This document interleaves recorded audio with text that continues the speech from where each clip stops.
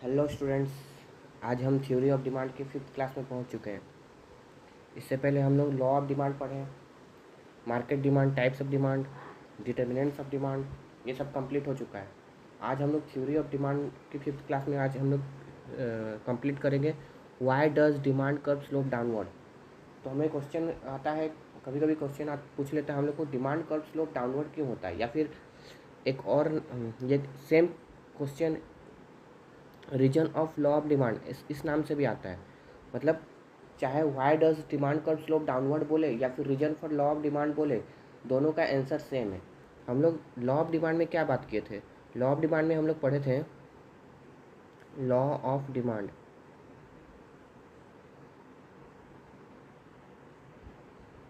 Law of demand में हम लोग क्या बात किए थे कि हम लोग लॉ ऑफ डिमांड में दो कंपोनेंट का रिलेशन देखते हैं, एक प्राइस और एक डिमांड। इसमें हम लोग क्या बात किए थे, जब प्राइस इंक्रीज होता है तो हमारा डिमांड क्या होता है, डिक्रीज होता है। और जब प्राइस डिक्रीज होता है हमारा डिमांड क्या होता है, इंक्रीज होता है। मतलब यहाँ पे कैसा रिलेशन है, नेगेटिव रिलेशन है। उसके बाद हम लोग यहाँ पे इसको ग्राफ में प्रेजेंट किए थे, तो ग्राफ में प्रेजेंट किए थे तो ये ग्राफ कैसा बना था, ऐसा है ना। इस वाई एक्सिस में हम लोग रखे थे प्राइस और एक्स एक्सिस में रखे थे हम लोग क्वांटिटी डिमांडेड, है ना। तो यहाँ पे हम लोग देखे थे कि प्राइस, इस प्राइस पे हम लोग का डिमांड ज़्यादा था, जबकि प्राइस जब इंक्रीज हो जाता है तो डिमांड हमारा डिक्रीज हो जाता था, है ना। तो यही पूछ रहा है कि ऐसा क्यों होता है। तो पहला मतलब दोनों क्वेश्चन में देखो, पहले बोल रहा है why does demand curve slope downward. देखो ना, हम लोग का ये जो स्लोप है, ये जो कर्व है, ये कर्व ये कैसा है, लेफ्ट टू राइट देखते हैं, ठीक है। ये लेफ्ट है हमारा और ये राइट है। लेफ्ट टू राइट ये कैसे जा रहा है, डाउनवर्ड जा रहा है ना, ऊपर से नीचे जा रहा है। तो इसे हम लोग बोलते हैं डाउनवर्ड स्लोपिंग। क्या बोलते हैं, डाउनवर्ड स्लोपिंग। अगर ऐसा होता हमारा लेफ्ट टू राइट, ये अपवर्ड स्लोपिंग होता है।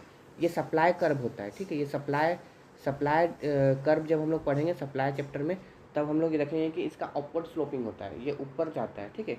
ये ऊपर क्यों जाता है, क्योंकि यहाँ पे पॉजिटिव रिलेशन होता है, पॉजिटिव रिलेशन। देखो ना, जब जैसे कि देखो, अगर पॉजिटिव रिलेशन होता है, डिमांड कर्व का ही बात कर लेते हैं, सप्लाई कर्व को इग्नोर करो, अगर डिमांड कर्व का ही बात कर लेते हैं, तो प्राइस अगर कम होता तो हम लोग कम डिमांड करते, और प्राइस इंक्रीज होता है तो हम लोग ज़्यादा डिमांड करते। अगर ऐसा होता तो ये अपवर्ड स्लोपिंग होता। लेकिन हम लोग का लॉ ऑफ डिमांड में क्या होता है, लॉ ऑफ डिमांड में ये होता है कि प्राइस ज़्यादा होगा तो हम लोग कम डिमांड करेंगे, और प्राइस कम होगा तो हम लोग ज़्यादा डिमांड करेंगे। हाई प्राइस में लेस डिमांड होता है, और लो प्राइस में हाई डिमांड होता है, ऐसा ही होता है ना। तो यही तो क्वेश्चन यही पूछ रहा है कि ऐसा क्यों होता है, why does demand curve slope downward बोलो, या फिर लॉ ऑफ डिमांड का रीजन क्यों है, ऐसा क्यों होता है कि हम लोग देखो, पहला बात है डिमांड कर्व स्लोप डाउनवर्ड क्यों है, ये हम लोग समझ गए।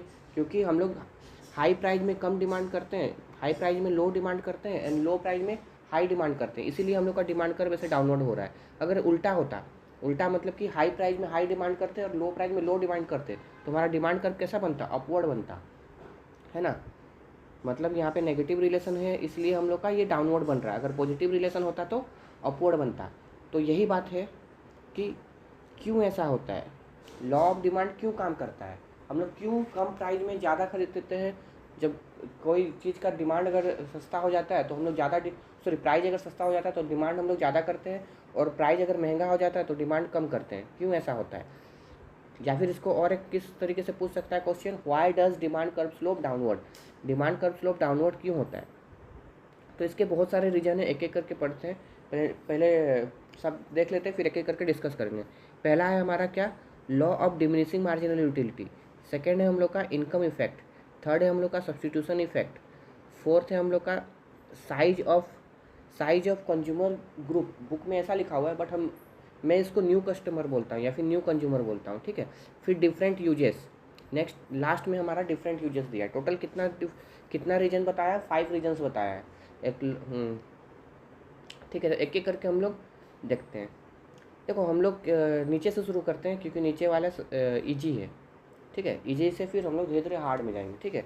देखो सबसे पहले हम लोग कहाँ बोल रहा है, डिफरेंट यूजेस। देखो कुछ गुड्स होते हैं जिसके एक से ज़्यादा यूज होते हैं, जैसे कि मिल्क हो गया, इलेक्ट्रिसिटी हो गया, कोल हो गया, ठीक है। मिल्क, देखो मिल्क मिल्क में क्या होता है, देखो मतलब फॉर एग्जांपल देखो, हम लोग क्या बात करते हैं, देखो अगर हम लोग एक रोटी का बात करते हैं, अगर कोई 2 रोटी खा रहा है, कोई 4 रोटी खा रहा है, ठीक है। अगर हम लोग यहाँ पे सोचो कि हम लोग हॉस्टल में रहते हैं और एक रोटी 5 रुपये के मेस में हम लोग एक रोटी 5 रुपये का खाते हैं, ठीक है। तो हम लोग को तो खाना, हम लोग को आदत है हम लोग 4 रोटी खाएंगे या फिर 2 रोटी, किसी कोई 2 रोटी खा रहा है, कोई 4 रोटी, फॉर एग्जाम्पल हम लोग 4 रोटी खाते हैं, ठीक है। तो 4 रोटी का कितना हो जाएगा, 20 रुपीज़। हम लोग को भूख तो 4 रोटी का ही है। अगर ये सस्ता हो गया, 5 रुपया से 2 रुपया में रोटी मिलने लगा, तो क्या हम लोग 8 रोटी खाना शुरू कर देंगे? नहीं, हम लोग को तो 4 रोटी ही खाते हैं ना। हम लोग क्या कर रहे हैं, 4 रोटी ही खा रहे हैं। मतलब कि हम लोग, ऐसा तो नहीं है कि हम लोग का भूख बढ़ जाएगा, हम लोग 4 रोटी ही खाएंगे, ठीक है। तो इसमें क्या होता है, बट ऐसा क्यों, तो यहाँ पे तो डिमांड इंक्रीज नहीं हुआ ना। डिमांड इंक्रीज हुआ, पहले भी 4 रोटी खाते थे, अभी भी 4 रोटी खा रहे हैं, प्राइस डिक्रीज हुआ फिर भी। हाँ, लेकिन तो ऐसा क्यों बोल रहा है कि हम लोग का प्राइस डिक्रीज होने से हम लोग डिमांड ज़्यादा करते हैं? देखो प्राइस, तो ये हर गुड्स का अलग अलग रीज़न होता है, ठीक है। रोटी में, रोटी अलग रीज़न की वजह से वो उसका डिमांड इंक्रीज होता है, ठीक है। वैसे ही तो अलग अलग रीज़न है, जिसमें से पहला रीज़न हम लोग पढ़ने वाले हैं, जो कि बुक में लास्ट दिया है बट हम लोग पहले पढ़ेंगे। ये है हम लोग का डिफरेंट यूजेस। क्या डिफरेंट यूजेस?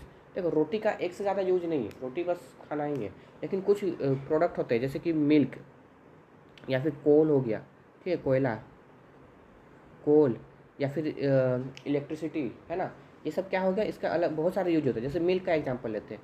मिल्क हम लोग क्या किसके लिए यूज करते हैं, पहले डायरेक्ट ड्रिंक करने के लिए यूज करते हैं, ठीक है। डायरेक्ट मतलब पी जाते हैं मिल्क, या फिर उससे टी बनाते हैं।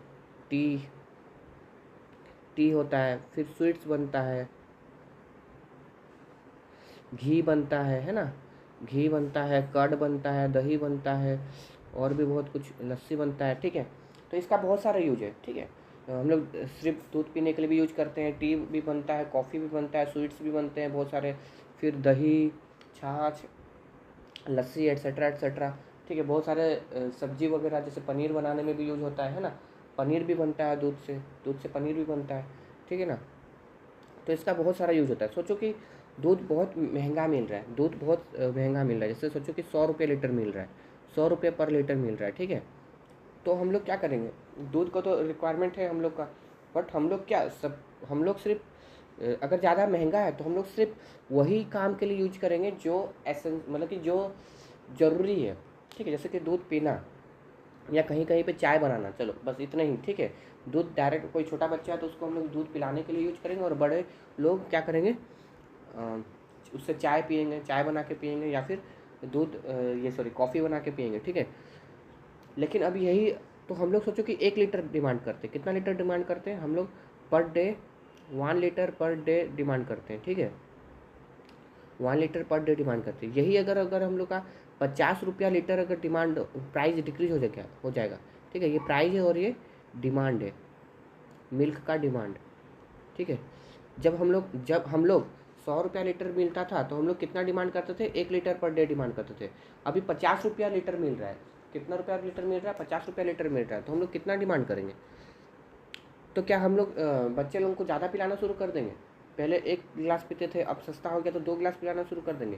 पहले हम लोग 1 कप चाय पीते थे, तो क्या 2 कप चाय पीना शुरू कर देंगे? नहीं ना।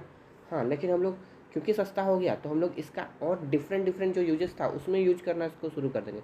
जैसे हम लोग सोचो 2 लीटर बनाना, 2 लीटर मंगाना शुरू कर दिए, 2 लीटर पर डे मंगाना शुरू कर लिए, ठीक है, बाय करना शुरू कर लिए, 2 लीटर पर डे कंज्यूम कर रहे हैं। कैसे कंज्यूम कर रहे हैं, 1 लीटर तो वैसे ही पीने उने में खर्च हो जा रहा था, एक्स्ट्रा 1 लीटर जो आया उसका कभी स्वीट्स बना दे रहे हैं, कभी कभी कर्ड बन जा रहा है, कभी पनीर बना ले रहे हैं, है ना। तो अलग अलग अलग अलग चीज़ों में हम लोग उसको यूज कर रहे हैं। तो वैसे ही कुछ कुछ प्रोडक्ट होते हैं जिनका बहुत ज़्यादा, सॉरी, डिफरेंट डिफरेंट यूजेस होता है। तो जब डिफरेंट यूजेस होता है तो हम लोग क्या होता है, जब प्राइस हाई होता है, जब प्राइस हाई होता है तो हम लोग सिर्फ एसेंशियल, मतलब ज़रूरत की चीज़ों के, ज़रूरत जो होता है उसी के लिए यूज करते हैं, ठीक है। जब प्राइस लो हो जाता है तो हम लोग ज़रूरत के अलावा और भी डिफरेंट डिफरेंट यूजेस के लिए उसको कंज्यूम करना शुरू कर देते हैं। इसीलिए क्या होता है, जब प्राइस लो होता है तो ऐसे गुड्स के जिसके डिफरेंट यूजेस होते हैं उसका डिमांड इंक्रीज हो जाता है, और जब प्राइस हाई होता है तो डिमांड डिक्रीज हो जाता है। ये एक रीज़न हुआ। इसमें किस टाइप के गुड्स आते हैं, तो पहला तो मिल्क, हम लोग पर मिल्क का बात कर लिए। सेकेंड है हमारा जैसे कोल, कोयला क्या होता है, कोयला हम लोग खाने बनाने के लिए यूज करते हैं, ठीक है। आजकल तो गैस हो गया, बट फिर भी बहुत जगह में कोयला खाने बनाने के लिए यूज होता है। ठंड के टाइम पे हम लोग उसको जला के मतलब हाथ सेकते हैं, ठीक है।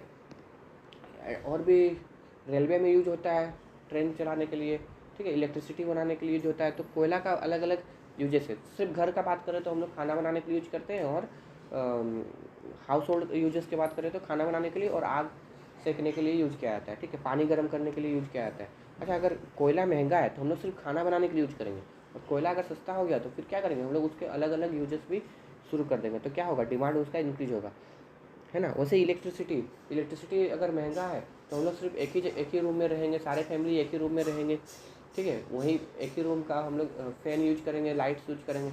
अगर सस्ता हो जाएगा तो सब अपने अपने प्राइवेट रूम में रहेंगे, है ना, और अपना अपना प्राइवेट फैन यूज करेंगे, प्राइवेट लाइट्स यूज करेंगे, जिससे क्या होगा। तो यहाँ पे बुक में मिल्क का एग्जांपल दिया है ना, वही बात जो हम बोले यहाँ पे सेम टू सेम लिखा हुआ है, स्क्रीनशॉट ले सकते हो। नेक्स्ट है हम लोग का न्यू कंज्यूमर। देखो न्यू कंज्यूमर, इसका एग्जांपल से समझते हैं। देखो सोचो फॉर एग्जांपल हम लोग के टोटल देखो हम लोग यहाँ पे कस्टमर्स के नाम लिखते हैं, कंज्यूमर्स, ठीक है। हम लोग के टोटल 4 कंज्यूमर है, फॉर एग्जांपल ABCD, 4 कंज्यूमर। उनका इनकम का बात कर लेते हैं। इनकम ये सोचो 100 रुपया कमा रहा है, ये 200 रुपये कमा रहा है, ये 300 रुपये कमा रहा है, और ये 400 रुपये कमा रहा है, एग्जाम्पल के लिए, ठीक है। और सोचो अभी इनको एक फ़ोन लेना है, फ़ोन, ठीक है। एक फ़ोन लेना है, फ़ोन का प्राइस कितना है, 400 रुपये। कितना है, 400 रुपये। फ़ोन का प्राइस 400 रुपये।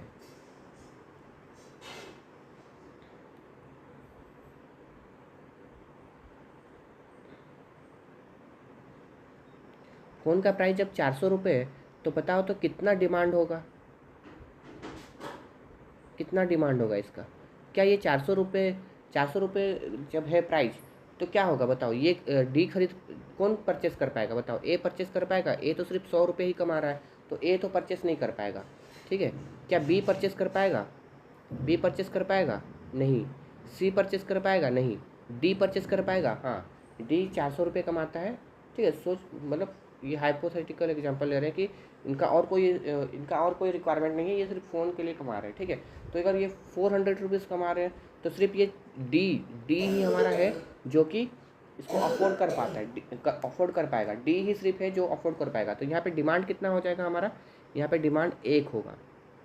कितना होगा बताओ, एक ही फ़ोन सेल हो पाएगा, तो एक ही डिमांड क्रिएट होगा। अब इसका प्राइस इसका प्राइस हम लोग डिक्रीज कर देते हैं, ठीक है। इसका प्राइस 300 कर लेते हैं, फॉर एग्जांपल 300। प्राइस कितना है अभी हम लोग का, 300 है। तो 300 है तो बताओ कौन कौन अफोर्ड कर पाएंगे, डी अफोर्ड कर पाएगा, एंड सी अफोर्ड कर पाएगा। देखो जैसे ही प्राइस डिक्रीज हुआ तो कुछ कस्टमर ऐसे होंगे जो चाहते थे वो फ़ोन लेना या फिर कोई भी कमोडिटी लेना, बट वो नहीं ले पाते थे क्योंकि प्राइस बहुत हाई था। प्राइस जब डिक्रीज हो गया तो जो लोग उसको परचेस नहीं कर पाते थे वो लोग क्या करेंगे, ये इसको बाय करना शुरू कर देंगे, ठीक है। तो यहाँ पे जैसे कि यहाँ पे सी जब 400 प्राइस था तो वो बाय नहीं कर पाता था क्योंकि उसका इनकम इतना नहीं था, वो अफोर्ड नहीं कर पाता था।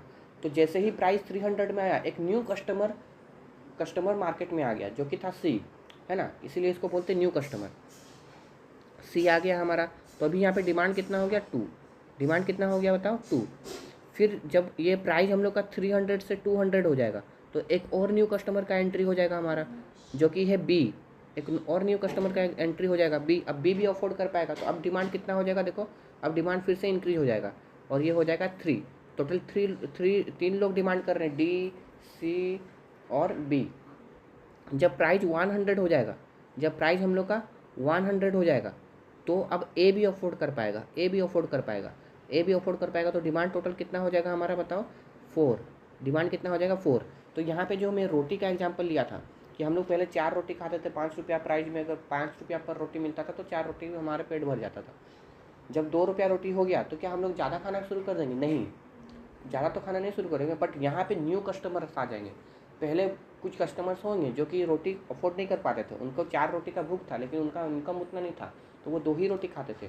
बट अभी क्या हो गया, प्राइस डिक्रीज हो जाने से तो जो लोग का 4 रोटी का भूख था बट 2 ही रोटी खाते थे, अब वो 4 रोटी अफोर्ड कर पाएंगे, तो न्यू कस्टमर्स का एंट्री हो जाएगा, है ना। तो इसी रीजन की वजह से रोटी वगैरह का, तो ये रोटी का क्यों डिमांड, लॉ ऑफ डिमांड यहाँ पे काम कर रहा है बताओ। हाई प्राइस में कम खरीद रहे हैं और लो प्राइस में ज़्यादा खरीद रहे हैं, उसका रीज़न है न्यू कस्टमर। मिल्क का क्या था रीज़न, मिल्क का क्या रीज़न था, डिफरेंट यूजेस डिफरेंट यूजेस, ठीक है। तो यहाँ पे वही बात बोल रहा है, देखो देखो यहाँ पे बोल रहा है when own price of the commodity falls then many customer who are unable to buy that commodity in the previous price. जब प्राइस हाई था तो बहुत सारे कस्टमर थे जो कि हाई प्राइस के टाइम पे उसको अफोर्ड नहीं कर पाते थे। अब वो प्राइस गिरने की वजह से अब उसको आराम से अफोर्ड कर पाते हैं, तो क्या होगा, न्यू कस्टमर्स आ जाएंगे। फॉर एग्जाम्पल देखो, for example when price of the piece is 40 rupees per kg, then hard full customers buy it, बहुत मतलब अमीर लोग खरीदते थे। But as the price come down to 20 per kg, many consumer are willing to buy piece at new, मतलब जब price 20 rupees हो गया तो बहुत सारे लोग जो पहले बाय अफोर्ड नहीं कर पाते थे, बाय नहीं कर पाते थे, अब उसको बाय करना शुरू कर देंगे, ठीक है। अभी हम लोग का देखो सब्स्टिट्यूशन इफेक्ट, नेक्स्ट क्या है हमारा, सब्स्टिट्यूशन इफेक्ट। सब्स्टिट्यूशन इफेक्ट का मतलब क्या होता है, जैसे टी एंड कॉफ़ी हम लोग पढ़ चुके हैं, टी एंड कॉफ़ी तो सोचो टी एंड कॉफ़ी का सब्स्टिट्यूशन होता ही नहीं, टी सिर्फ टी मिल रहा है। सोचो तुम्हारे कॉलेज के सामने कोई टफरी खोला है और वो सिर्फ टी सेल कर रहा है, टी। आज वो 5 रुपये पर कप बेच रहा है, कल वो 10 रुपये पर कप बेचेगा, तो हम लोग क्या करेंगे, मजबूर होकर पिएंगे ही ना, मजबूर होकर हम लोग, क्योंकि आसपास और कोई उसका सब्स्टिट्यूशन नहीं है। लेकिन साइड में अगर एक और कोई कॉफ़ी का स्टॉल खोल लिया, ठीक है, तो अब क्या होगा, जैसे ही ये प्राइस इंक्रीज करेगा, प्राइस हम लोग का 5 से 10 हो गया, हम लोग क्या करेंगे, ऑटोमेटिकली शिफ्ट कर जाएंगे कहाँ पे, कॉफ़ी में, क्योंकि कॉफ़ी आज भी 5 रुपये में मिल रहा है ना, कॉफ़ी आज भी 5 रुपये में मिल रहा है। तो इससे क्या समझ में आया, जब किसी गुड्स का सब्स्टिट्यूशन होता है, सब्स्टिट्यूट होता है, मतलब किसी गुड्स का अगर सब्स्टिट्यूट है, तब उसमें क्या होगा, प्राइस डिक्रीज होने से लोग स्विच कर जाएंगे, ठीक है, वो उसके अल्टरनेटिव ऑप्शन में चले जाएंगे। जैसे टी का प्राइस महंगा हो गया तो कॉफ़ी में चले जाएंगे, कॉफ़ी का प्राइस महंगा हो गया तो टी में आ जाएंगे, है ना। पेप्सी महंगा हो गया तो हम लोग कोको कोला में चले जाएंगे, कोको कोला महंगा हो गया तो पेप्सी में आ जाएंगे। कोलगेट महंगा हो गया तो पेप्सोडेंट में चले जाएंगे, या फिर क्लोजअप में चले जाएंगे, क्लोजअप महंगा हो गया तो कोलगेट में आ जाएंगे, है कि नहीं, ऐसे स्विच करते हैं हम लोग। तो अगर सोचो सिर्फ क्लोजअप ही सेल होता रहता और कोई टूथपेस्ट नहीं होता, जैसे अभी जियो एंड एयरटेल कर रहे हैं, ठीक है, हम लोग के पास ऑप्शन है, लेकिन जैसे वोडाफोन आइडिया है, लेकिन नेटवर्क उसका ख़राब रहता है ना। और हम लोग का BSNL है, उसका भी नेटवर्क उतना खास नहीं है। तो हमारे पास सिर्फ 2 ही ऑप्शन है, या फिर हम लोग जियो में जाएंगे या फिर एयरटेल में जाएंगे। तो मतलब एक टाइप का यहाँ पे सब्स्टिट्यूशन इफेक्ट ही नहीं है, क्योंकि दोनों तो डुओपोली में चल रहे हैं ना, दोनों सेम टाइम पे क्या करते हैं, प्राइस इंक्रीज कर लेते हैं। तो ये एक डुओपोली क्या होता है, ओलिगोपोली क्या होता है, ये हम लोग आगे टाइप्स ऑफ मार्केट्स जब हम लोग पढ़ेंगे, जब उस टाइम पे हम लोग डिस्कस करेंगे। तो समझ रहे हो ना, वो लोग प्राइस इंक्रीज करते जा रहे हैं, दोनों साथ में प्राइस इंक्रीज कर रहे हैं, हमारे पास ऑप्शन नहीं है। अगर ऑप्शन होता, अभी वही जो पहले बहुत सारे जो हमारे ये सर्विस प्रोवाइडर थे हमारे, जैसे कि यूनिनोर थे, टाटा डोकोमो था, है ना, बहुत सारे थे, वोडाफोन अलग से था, आइडिया अलग से था, बहुत सारे, ठीक है। तो हमारे पास ऑप्शन रहता। अभी ये अगर कोई इंक्रीज करता, जियो प्राइस इंक्रीज करता, तो हम लोग स्विच कर जाते, तो वो लोग का इतना हिम्मत नहीं होता कि इंक्रीज कर पाए। अब क्या हो रहा है, ये दोनों एक ही टीम में आ गए, एयरटेल और जियो, और दोनों साथ में ही डिसीजन लेते हैं। इसको डुओपोली बोला जाता है, ठीक है। ये साथ में ही डिसीजन लेते हैं कि कब प्राइस इंक्रीज करना है, दोनों साथ में ही। एक दिन पहला दिन ये इंक्रीज किया तो दूसरे 2 दिन के बाद दूसरा इंक्रीज कर लेता है ना। तो वैसे ही अगर सिर्फ टी होता, कॉफ़ी नहीं होता, तो टी प्राइस इंक्रीज करता जाता और हम लोग मजबूरन टी पीते, ठीक है। तो इसमें हम लोग क्योंकि सब्स्टिट्यूट है, तो हम लोग टी छोड़ के कहाँ पे चले जाएंगे, कॉफ़ी में चले जाएंगे। तो क्या होगा, जब प्राइस इंक्रीज होगा तो क्या होगा, डिमांड डिक्रीज होगा। तो ये क्या हो रहा है, ये लॉ ऑफ डिमांड यही तो बोलता है, जब प्राइस इंक्रीज होता है तो डिमांड डिक्रीज होता है, जिसके वजह से हम लोग अगर इसको ग्राफ में डालेंगे तो ये डाउनवर्ड स्लोपिंग होता है। यही तो पढ़ रहे हैं ना कि क्यों ऐसा होता है, क्यों प्राइस इंक्रीज होने से डिमांड डिक्रीज होता है और क्यों प्राइस डिक्रीज होने से डिमांड इंक्रीज होता है। तो ये एक रीजन है। 3 रीजन हम लोग कंप्लीट कर चुके हैं, है ना। देखो इसको रीडिंग कर लेते हैं, यहाँ से यहाँ तक, ठीक है। स्क्रीनशॉट ले लो। सब्स्टिट्यूट यहाँ पे क्या लिख रहा है, substitutes are goods that can be use in the place of each other. ये तो पता है हम लोग को, एक दूसरे के जगह में अगर किसी को यूज कर पा रहे हैं तो उसको हम लोग बोलेंगे सब्स्टिट्यूट। जैसे कि tea and coffee are the substitute of each other. If price of tea goes down the consumer may substitute to coffee. हाँ, price of tea goes down may substitute for coffee. अच्छा, तो price मतलब T अगर सस्ता हो जाएगा तो हम लोग कॉफ़ी छोड़ के टी में स्विच कर जाएंगे बोल रहा है, ठीक है। मतलब कॉफ़ी को सब्स्टिट्यूट करके टी परचेस करने लगेंगे। ये थोड़ा उल्टा बोल रहा है, ठीक है, मतलब सेम बोल रहा है, मतलब लैंग्वेज उसका उल्टा है, ठीक है। अभी नेक्स्ट है हम लोग का इनकम इफेक्ट। इनकम इफेक्ट देखो, इनकम इफेक्ट में क्या होता है यहाँ पे, इनकम इफेक्ट मतलब यहाँ पे रियल इनकम का बात कर रहा है। देखो रियल इनकम क्या होता है, इसको इनकम इफेक्ट समझने से पहले रियल इनकम का बात कर लेते हैं, ठीक है। What is real income. देखो हमारा ये इनकम है, देखो हम लोग बात करते हैं इनकम। पहले एग्जांपल समझते हैं। हम लोग सोचो 100 रुपये कमा रहे हैं, ठीक है, 100 रुपये कमा रहे हैं और हम लोग एक पिज्ज़ा लेते हैं, सोचो, ठीक है। पिज्ज़ा 50 रुपये का पिज्ज़ा आता है, 50 रुपये का पिज्ज़ा आता है, नहीं 100 रुपये का पिज्ज़ा आता है, 100 रुपये का पिज्ज़ा आता है। हम लोग इनकम कर रहे हैं 100 रुपया और 100 रुपये का पिज्ज़ा आता है। हर दिन हम लोग 100 रुपये कमाते हैं और पिज्ज़ा हमारा फेवरेट है तो हम लोग एक पिज्ज़ा खाते हैं। बताओ कितना पिज्ज़ा डिमांड कर सकते हैं, बताओ।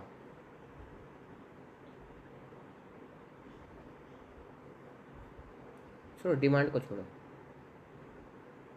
हाँ चलो लिख ही लेते हैं। डिमांड कितने डिमांड कर सकते हैं, एक ही पिज्ज़ा डिमांड कर सकते हैं ना। अब सोचो हम लोग का पिज्ज़ा, सॉरी हमारा इनकम इंक्रीज हो गया, 200 रुपये कमाने लगे, तो हम लोग कितना पिज्ज़ा डिमांड कर पाएंगे बताओ। 2 पिज्ज़ा, है ना, 2 पिज्ज़ा। बट ऐसा ज़रूरी नहीं है। सोचो हमारा प्राइस इनकम के साथ साथ पिज्ज़ा का प्राइस भी इंक्रीज हो गया। पिज्ज़ा अब 250 रुपये मिलने लगा। कितना रुपये में मिलने लगा, 250 रुपये में। उसका प्राइस कितना हो गया, 250 रुपया। तो क्या हम लोग पिज्ज़ा खरीद पाएंगे, कितने पिज्ज़ा लेंगे, कितना पिज्ज़ा अफोर्ड कर पाओगे बताओ। मतलब एक पिज्ज़ा भी अफोर्ड नहीं कर पाएंगे ना, अकेले कहाँ चला गया। मतलब सोचो हाफ पिज्ज़ा, चलो फॉर एग्जांपल हाफ पिज्ज़ा। मतलब देखो पहले हम लोग जब 100 रुपये कमाते थे तो हम लोग एक पिज्ज़ा अफोर्ड कर पाते थे। अभी 200 रुपये कमा रहे हैं फिर भी हाफ पिज्ज़ा अफोर्ड कर पा रहे हैं, है ना। तो समझ रहे हो ना। तो यहाँ पे हम लोग, हमारा इनकम इंक्रीज हुआ क्या, नहीं, हमारा इनकम इंक्रीज नहीं हुआ। हमको लग रहा है कि हम लोग 100 से 200 कमा रहे हैं, हम लोग का इनकम डबल हो गया, बट एक्चुअली में हम लोग अमीर नहीं हुए, हम लोग गरीब हो गए। क्योंकि महंगाई ज़्यादा बढ़ा, ठीक है, इन्फ्लेशन ज़्यादा हाई स्पीड से इंक्रीज हुआ, ज़्यादा स्पीड से इंक्रीज हुआ as compare to our income, है ना। इनकम के मुकाबले इन्फ्लेशन ज़्यादा तेज़ी से इंक्रीज हुआ, जिससे हम लोग गरीब हो गए, ठीक है। हमको लग रहा है कि पहले 100 रुपये कमाते थे अभी 200 कमा रहे हैं, पहले 10 कमाते थे आज 20,000 कमा रहे हैं, है ना। पहले 10,000 कमाते थे आज 20,000 कमा रहे हैं, पहले 1 लाख कमाते थे 2 लाख कमा रहे हैं। हमको लग रहा है कि हम लोग अमीर हो रहे हैं, बट ऐसा नहीं है, ठीक है, ऐसा नहीं है। तो इस इनकम का बात यहाँ पे नहीं हो रहा है। हमारा यहाँ पे किस इनकम का बात हो रहा है, इनकम इफेक्ट में रियल इनकम का बात हो रहा है। रियल इनकम क्या होता है, देखो रियल इनकम क्या होता है। एग्जाम्पल, दूसरा एग्जाम्पल लेते हैं, ठीक है। जैसे ये इनकम है, फिर पिज्ज़ा का प्राइस है एंड पिज्ज़ा का डिमांड है, ठीक है। इनकम, प्राइस और पिज्ज़ा। सोचो हम लोग 100 रुपये इनकम करते थे तो हम लोग का कितना पिज्ज़ा हम लोग अफोर्ड कर पाते थे, 100 रुपया ही था तो एक पिज्ज़ा अफोर्ड कर पाते थे। सोचो हमारा आज भी 100 ही रुपया कमा रहे हैं, ठीक है। तो हम लोग अमीर बने क्या, नहीं।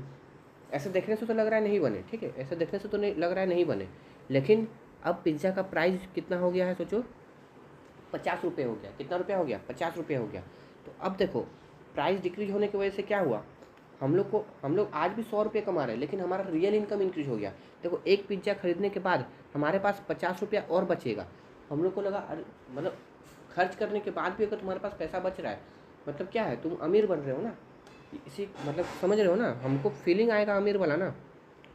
तो इससे क्या होगा, अभी हम लोग 2 पिज्ज़ा डिमांड करेंगे। कितने पिज्ज़ा डिमांड करेंगे, 2 पिज्ज़ा। समझ रहे हो। इसका एक और एग्जांपल लेते हैं। Income demand, sorry income price and demand, income price of demand, ठीक है। इनकम जब 100 रुपये था, 100 रुपये पिज्ज़ा था, एक ही प्राइस, एक ही डिमांड कर पाते थे। इनकम आज 80 रुपया हो गया। कितना रुपया हो गया? इनकम डिक्रीज हो गया। हमको लगा हम लोग गरीब हो गए, बट नहीं, पिज्ज़ा का प्राइस भी डिक्रीज हो गया। अब 40 रुपये में पिज्ज़ा मिल रहा है। अब कितना पिज्ज़ा अफोर्ड कर पाएंगे? 20। देखो, तो इस दोनों एग्जाम्पल में हम लोग का रियल इनकम इंक्रीज हो रहा है ना। ये दोनों एग्जाम्पल में हमारा रियल इनकम इंक्रीज हो रहा है। पहले 100 रुपया था, आज भी 100 रुपया है, लेकिन हमारा प्राइस, क्योंकि प्रोडक्ट का प्राइस जो पिज्ज़ा था उसका प्राइस पहले 100 से 50 हो गया, जिस वजह से हम लोग इनकम वही हो रहा है, 100 रुपये ही आ रहा है, लेकिन हम लोग ज़्यादा मतलब एडिशनल क्वांटिटी हम लोग डिमांड कर पा रहे हैं। इसका मतलब कि हम लोग अमीर बन गए। या फिर इस एग्जांपल में भी सेम है, इस एग्जांपल में भी सेम है। प्राइस हमारा डिक्रीज, इनकम हमारा डिक्रीज हो गया। पहले 100 का इनकम करते थे, अभी 80 इनकम कर रहे हैं।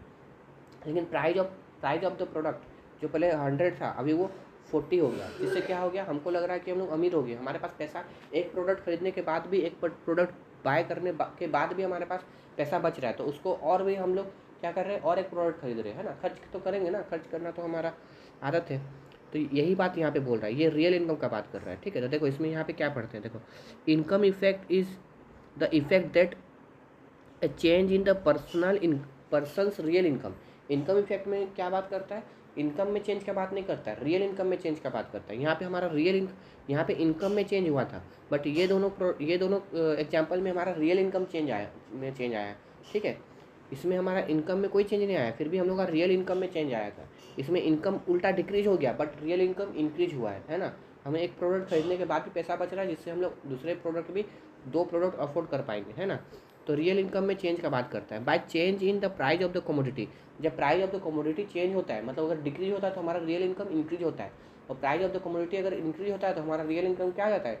डिक्रीज हो जाता है। अभी और एक एग्जाम्पल लेते हैं, इसको तो डिक्रीज का बात करते हैं, जैसे इंक्रीज का एग्जाम्पल भी ले लेते हैं। अभी हम लोग का यहाँ पे प्राइज, मतलब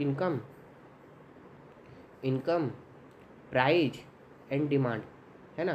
सोचो इनकम 100 रुपया था, तो हम लोग 100 रुपया प्राइस था, तो एक पिज्ज़ा डिमांड कर पाते थे। आज भी 100 रुपया कमा रहे हैं, लेकिन प्राइस हम लोग का 200 हो गया, तो सिर्फ हाफ पिज्ज़ा ही अफोर्ड कर पाएंगे, है ना।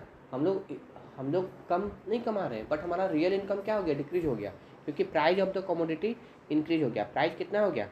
200 रुपया हो गया। समझ में आ रहा है ना। तो चेंज होने से ऐसा नहीं है कि प्राइस इंक्रीज ही, मतलब हम लोग का रियल इनकम इंक्रीज ही होगा। अगर प्राइस डिक्रीज होगा तो रियल इनकम इंक्रीज होगा, प्राइस इंक्रीज होगा तो रियल इनकम डिक्रीज होगा। समझ में आया? तो ये बात बोल रहा है ना। The real income is that income which is major in term of the goods and services that a consumer can buy his given money, है ना। वही बात बोल रहा है कि रियल इनकम वो इनकम है कि कितने प्रोडक्ट, तुम्हारा जो इनकम है उससे तुम कितने नंबर ऑफ प्रोडक्ट तुम बाय कर सकते हो। पहले एक प्रोडक्ट बाय कर सकते थे, अब 2 प्रोडक्ट बाय कर सक रहे हो, इसका मतलब तुम्हारा रियल इनकम इंक्रीज हुआ। पहले एक प्रोडक्ट बाय करते थे, अब हाफ प्रोडक्ट बाय कर पा रहे हो, इसका मतलब तुम्हारा रियल इनकम डिक्रीज हुआ। चाहे तुम्हारा इनकम इंक्रीज हो या डिक्रीज हो, उससे कोई लेना देना नहीं है। हम लोग को देखना है कि क्या हम लोग नंबर ऑफ प्रोडक्ट बाय करने का एबिलिटी हमारा इंक्रीज हो रहा है या डिक्रीज हो रहा है। अगर इंक्रीज हो रहा है तो हमारा रियल इनकम इंक्रीज हो रहा है, अगर डिक्रीज हो रहा है तो हमारा रियल इनकम डिक्रीज हो रहा है। यहाँ पे वही एग्जांपल दिया हुआ है, उसको रीड कर लेना, स्क्रीनशॉट ले लो, सेम टू सेम है। ठीक है। अब लास्ट बट मोस्ट इम्पोर्टेंट, हमारा law of diminishing marginal utility. ठीक है। Law of diminishing marginal utility समझने के लिए भी एग्जांपल से समझते हैं। देखो, law of diminishing marginal utility क्या बोलता है कि हम लोग जब भी कोई प्रोडक्ट खरीदते हैं तो उससे हमें सेटिस्फेक्शन मिलता है या फिर खुशी मिलता है ना। जब भी हम लोग कोई प्रोडक्ट खरीदते, क्यों खरीदते? क्योंकि हमको उसका ज़रूरत है। जब कुछ पिज्ज़ा खाते हैं तो हमको उससे सेटिस्फेक्शन मिलता है कि हमें भूख लगा था, अब भूख हमारा मिट गया। ठीक है। हम लोग बाइक खरीदते हैं तो हम लोग को सुविधा होता है कहीं आने जाने का सुविधा होता है ना। तो हम लोग कोई भी प्रोडक्ट, मतलब दुनिया में जितने भी प्रोडक्ट बना है वो कुछ ना कुछ हमारा वांट को सेटिस्फाई करता है, जिससे हमें खुशी मिलती है ना, खुशी मिलती है। तो क्या हम लोग उससे मिलने वाला खुशी को हम लोग नाप सकते हैं, उसको मेजर कर सकते हैं कि कितना खुशी मिल रहा है, नहीं मिल रहा है? नहीं, मेजर नहीं कर सकते। बट इकोनॉमी में इसको मेजर करने का, जैसे कि देखो, वजन कैसे नापते हैं? वजन नापने का यूनिट है किलोग्राम, क्विंटल, एट्सेट्रा, है ना। डिस्टेंस को नापने का यूनिट क्या है हमारा? किलोमीटर, माइल्स, है ना। कोई लिक्विड प्रोडक्ट को मेजर करने का यूनिट्स को हम लोग क्या बोलते हैं? लीटर। वैसे ही खुशी को नापने का कोई यूनिट्स है तो यहाँ पे इकोनॉमिक्स बोलता है कि हाँ यूटिलिटी है, क्या है हमारा यूटिलिटी। देखो फॉर एग्जांपल, तो ये बोलता है कि जब भी हम कोई प्रोडक्ट खरीदते हैं तो उससे हमें कुछ यूटिलिटी मिलता है, मतलब सेटिस्फेक्शन को वो लोग यूटिलिटी में कन्वर्ट करके बात करते हैं, ठीक है। तो हम लोग ले लेंगे यूटिलिटी।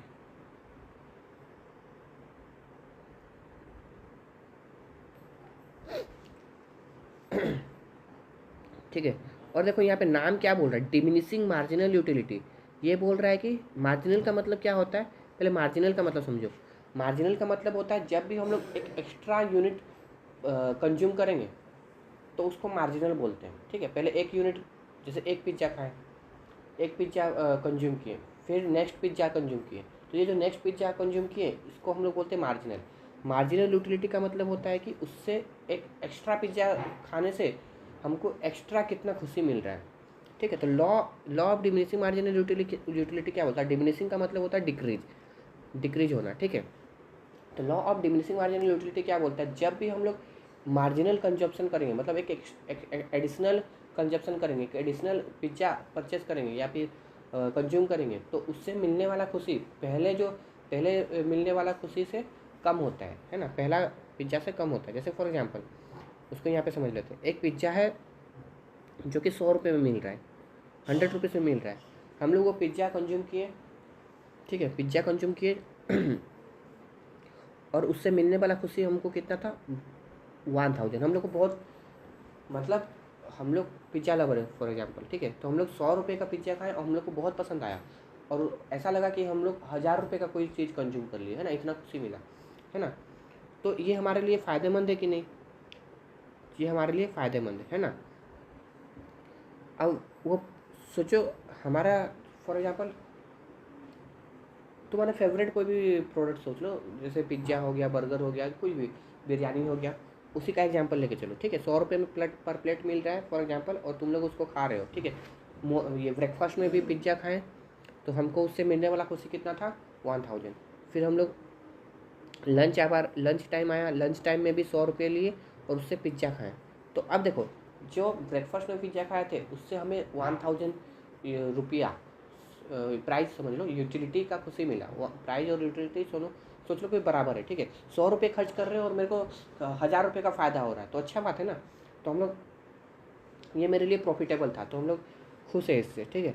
फिर नेक्स्ट हम लोग लंच में भी 100 रुपये का पिज्ज़ा खरीदे, और बट उससे मिलने वाला खुशी, ऑब्वियसली जब हम लोग फर्स्ट टाइम कोई प्लेस घूमने जाते हैं, फॉर एग्जांपल किसी फर्स्ट टाइम हम लोग प्लेस कोई घूमने जाते हैं तो वहाँ पे हम लोग को बहुत मज़ा आता है, फिर दोबारा चाहे वो 6 महीने 1 साल के बाद फिर से जाओ तो वो उतना पहले ऐसा खुशी नहीं मिलता। अगर फिर बार बार हम लोग उसी प्लेस में जाने लगेंगे तो क्या उससे मिलने वाला खुशी सेम रहेगा, हम हर टाइम हम लोग का क्या होगा, उससे मिलने वाला खुशी धीरे धीरे डिक्रीज होगा। वैसे ही हम लोग कोई प्रोडक्ट जो हम लोग को फेवरेट खाना भी है, फेवरेट खाने का डिश भी है, ठीक है, फिर भी अगर हम लोग उसको बार बार कंज्यूम करेंगे तो हर बार उससे मिलने वाला खुशी धीरे धीरे डिक्रीज होगा। तो सोचो यहाँ पे अभी नेक्स्ट टाइम हम लोग जब कंज्यूम किए तो उससे जो खुशी मिला वो 800 था, तो अभी भी ये प्रॉफिटेबल है। 100 रुपये दे के अगर हम लोग को 800 रुपये का फ़ायदा हो रहा है तो ये हमारे लिए प्रॉफिटेबल है।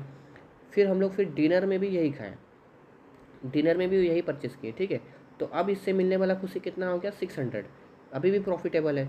फिर 100 रुपये कंज्यूम किए, 100 रुपये, फिर नेक्स्ट डे भी हम लोग ब्रेकफास्ट में वही पिज़्ज़ा खाएँ, अब जो खुशी मिला वो 400 है। फिर हम लोग ब्रेकफास्ट के बाद फिर हम लोग का लंच में भी 100 रुपये में क्या किए, पिज़्ज़ा खाएँ, तो यहाँ पे भी 200, देखो यहाँ तक भी प्रॉफिटेबल है, ठीक है।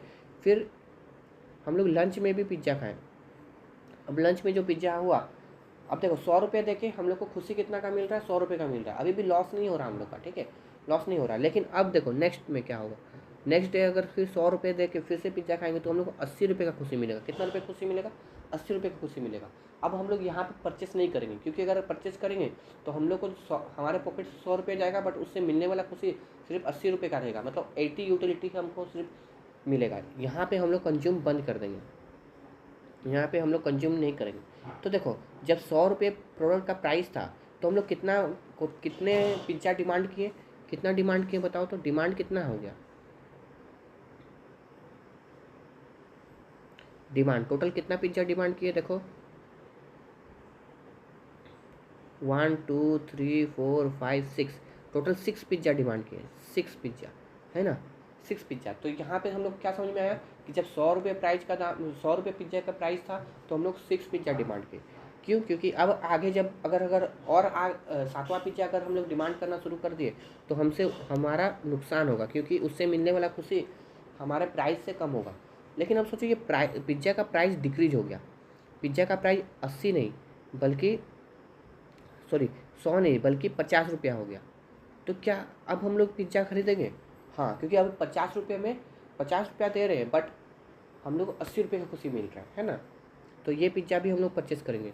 फिर सोचो 50 रुपये दे रहे हैं और हमको 50 रुपये का खुशी मिल रहा है, तो मीन्स कि अब यहाँ तक हम लोग परचेस करेंगे, 2 पिज्ज़ा और परचेस करेंगे। देखो प्राइस जब 100 था तो हम लोग सिर्फ 6 पिज्ज़ा परचेस करते थे। प्राइस जैसे ही 50 हो गया तो हम लोग 2 पिज्ज़ा एक्स्ट्रा परचेस किए, मतलब हम लोग अपना डिमांड इंक्रीज किए ना, डिमांड इंक्रीज किए। टोटल कितना पिज्ज़ा परचेस किए? 6 + 2 8 पिज्ज़ा परचेस किए। तो इससे में क्या समझ में आया, जब 100 रुपीज़ प्राइस था तो हम लोग 6 पिज्ज़ा डिमांड करते थे, जब 50 रुपये प्राइस हो गया तो हम लोग 8 पिज्ज़ा डिमांड कर रहे हैं ना। तो हम लोग प्राइस डिक्रीज हुआ तो डिमांड इंक्रीज किए ना, समझ में आ रहा है। तो यही बात हम लोग का law of diminishing marginal utility बोलता है। लॉ ऑफ डिमांड भी तो यही बोलता है ना। लॉ ऑफ डिमांड क्या बोलता है कि प्राइस इंक्रीज होगा तो हम लोग कम परचेस करेंगे, प्राइस डिक्रीज होगा तो हम लोग ज़्यादा परचेस करेंगे, प्राइस इंक्रीज होगा तो हम लोग डिमांड कम कर देंगे, प्राइस डिक्रीज होगा तो डिमांड ज़्यादा करेंगे, जिसके वजह से लॉ ऑफ डिमांड, जिसके वजह से हमारा क्या होता है, डिमांड कर्व स्लोप डाउनवर्ड होता है। तो ये भी एक रीजन है, ठीक है, समझ में आया ना। देखो इसको यहाँ से, ये तो दिख रहा है, आप लोग टिक कर लो जहाँ जहाँ मार्क किया गया, स्क्रीनशॉट ले लो, ठीक है। एक बार रीड कर लेते हैं। A consumer demand A commodity because it has utility. एक कंज्यूमर किसी प्रोडक्ट को क्यों खरीदता है? क्योंकि उससे उसको खुशी मिलता है ना, उसका कुछ ना कुछ सेटिस्फेक्शन मिलता है। Law of diminishing marginal utility refers to the phenomena where the marginal utility of the goods diminish as the normal as more and more of that product is consume. ये परचेज, सॉरी। तो यहाँ पे क्या हो रहा है हम लोग का, law of diminishing marginal utility क्या बोलता है, जैसे जैसे हम लोग किसी प्रोडक्ट को बार बार कंज्यूम करेंगे तो उससे मिलने वाला यूटिलिटी जो है वो धीरे धीरे डिमिनाइज होता जाएगा, मतलब डिक्रीज होता जाएगा। Obviously a consumer will buy additional unit of a commodity only when the price, only when if he has to pay less. जैसे अभी जैसे हम लोग 100 रुपये था तो सिर्फ 6 पिज्ज़ा ही डिमांड करते थे। जैसे ही हम लोग 8 पिज्ज़ा क्यों डिमांड किए? क्योंकि 100 रुपये से पिज्ज़ा का प्राइस कितने में आ गया था, 50 रुपीज़ में आ गया, तो प्राइस लेस हुआ, तभी हम लोग एडिशनल यूनिट ऑफ डिमांड किए। A consumer will stop purchase at a point when the marginal utility of the commodity is equal to the price. हम लोग परचेज करना कहाँ पे स्टॉप कर दिए थे? यहाँ पे, जब हम लोग का प्राइस एंड उससे मिलने वाला यूटिलिटी दोनों इक्वल हो गया था। या फिर और यहाँ पे भी 50 रुपये में 50 रुपये का खुशी मिल रहा था, यहाँ पे भी हम लोग स्टॉप कर दिए। इससे आगे हम लोग और परचेस किए थे? नहीं परचेस किए थे। तो यही हम लोग का law of diminishing marginal utility है, ठीक है। तो हम लोग समझ गए कि थ्योरी ऑफ डिमांड में कि 5th क्लास में हम लोग क्या पढ़े हम लोग कि Y does demand curve slope downward. Demand curve slope downward क्यों होता है, उसका रीजन है law of demand. Law of demand में क्या बोलता है, प्राइस इंक्रीज होता है तो डिमांड डिक्रीज होता है, प्राइस डिक्रीज होता है तो डिमांड इंक्रीज होता है। मतलब प्राइस यहाँ है तो हम लोग ज़्यादा डिमांड करेंगे और प्राइस यहाँ पे है तो कम डिमांड करेंगे। अब ये पॉइंट को अगर मिलाओगे तभी हम लोग का ये क्या होगा, डाउनवर्ड स्लोपिंग होता है। तो यहाँ पे अगर तुमको पूछ रहा है why does demand curve slope downward, इसका रीजन है लॉ ऑफ डिमांड। तो अब लॉ ऑफ डिमांड का रीजन को भी रीजन लिखो, या diminishing marginal utility, sorry, why does demand curve slope downward का रीजन लिखो, दोनों रीजन बराबर है। तो ये यहाँ पे हम लोग का कंप्लीट हुआ। अगर किसी को कोई डाउट होगा तो कमेंट बॉक्स में पूछ सकते हो। आशा करता हूँ आपको ये वीडियो अच्छा लगा, लाइक कमेंट सब्सक्राइब कर सके अगर, और कर सकते हो आप। अगर वीडियो अच्छा लगा तो अपने दोस्तों के साथ भी शेयर करें। आज के लिए इतना ही, पढ़ते रहो, कीप लर्निंग, बाय।